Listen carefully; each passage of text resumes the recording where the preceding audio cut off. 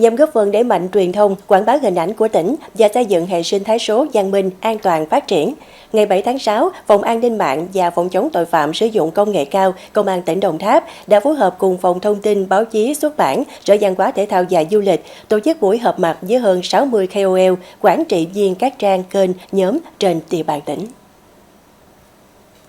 Tại buổi họp mặt, lãnh đạo Phòng An ninh mạng Công an tỉnh Đồng Tháp và Phòng Thông tin, Báo chí, Xuất bản, Sở Văn hóa đã biểu dương và ghi nhận những đóng góp, sự đồng hành không mệt mỏi của các KOL, quản trị viên đã dành cho quê hương Đồng Tháp. Buổi họp mặt nhằm giao lưu, lắng nghe những tâm tư, chia sẻ từ thực tế tác nghiệp của các KOL, quản trị viên. Phòng An ninh mạng mong muốn buổi họp mặt này sẽ tiếp thêm động lực, khơi nguồn cảm hứng để KOL, quản trị viên tiếp tục đồng hành cùng lực lượng an ninh mạng, trở thành những lá chắn vững vàng trên mặt trận thông tin, cùng nhau kiến tạo một hệ sinh thái số văn minh, an toàn và phát triển.